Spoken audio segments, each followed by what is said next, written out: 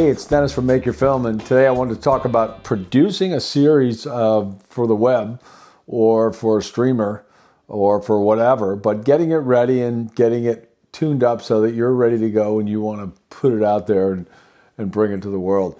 So you approach each project like it's a silo. You know, it has a name, you know, the Acme Film Project or Project 101 or whatever you want to call it, or the name of whatever show it is that you're creating. But you have a silo, and inside that silo you have all the creative, you have all your agreements, your crew deals, your musical releases, location releases, all that legal schmeagle stuff, and you have agreements like operating agreements if you have an LLC, and you have all these things that live inside this silo, which becomes the heartbeat of your project, which of course protects you and everybody that gets involved with you on the project. So a lot of people decide they're going to make a movie, they have a script, they write it or whatever, and then they run out and they form an LLC.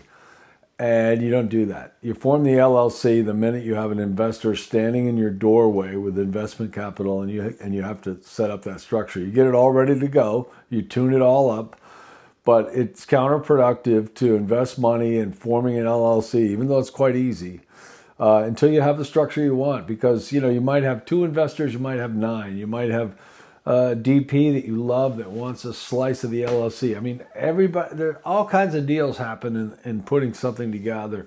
So if you're going to do anything, you need to make sure that you're ready to go before you do that LLC thing. In the case of my recent show, for instance, when it was time to go and we had 2 investors, we formed the LLC. So there's 3 of us in the LLC, and now there's going to be a 4th. So there's very little paperwork adjustment that needs to be done. Whereas if you do it too early, you'll be adjusting. And depending on what state you're in, you might have to file those adjustments. Delaware corps don't have to do that. They don't pay for adjustments they don't even care about your operating agreement in Delaware. But that's another podcast on how to incorporate. So what I would do is I would build my structure on paper, almost like a Venn diagram, and have, this person here and this here and this here. And you'll start to find that if you think of your silo like a spaceship, surging ahead with key players in it, operating certain instruments, you have your DP, your director sometimes picks a DP, but I've gone into projects with my DP and then figured out who was going to direct. But in any case, you have people that you rely on a regular basis. Those people are important to you, and you need to make sure that you build an infrastructure that protects them too. Because if the show gets sold, picked up, moved on, added to, absorbed, or any other weird thing that happens in this business, of course you're going to go ahead and do it. And in the meantime, everybody under you and that you built into your project is either going to be taken care of or not, depending on how much you did your dotting of your I's and crossing of your T's. So it's important to think about that. So think about your whole project as a silo, fill it up with the people you need, and operate all the things related to that project inside that silo, and don't mix it up with other stuff. Keep it as independent as you can, even a separate bank account for that.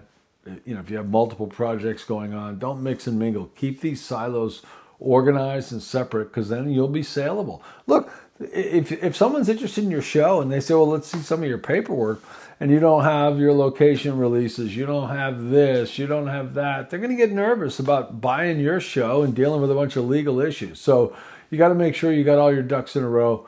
Make sure you're booking all your release forms and all the other stuff that you need to do.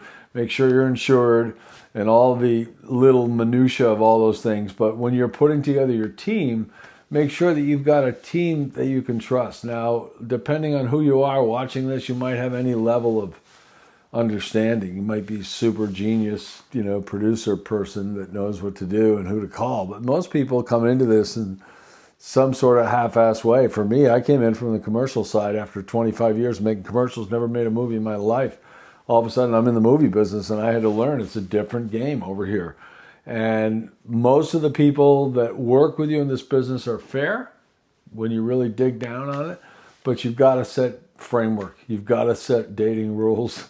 or you're going to be sorry. So these types of things are stuff you have to work on. So you put your team together based on your level of understanding. If you're just somebody that wrote a great script and you made money in some other business all your life and now you're moving over to make a movie, you need to get somebody that knows what they're doing, a producer type person like me that can stand next to you and help you, guide you as you make all these choices. Because there's tons and tons and tons of choices. Making a movie, documentary is like running for president. It's going to consume you, and it'll be everything you do for quite a while.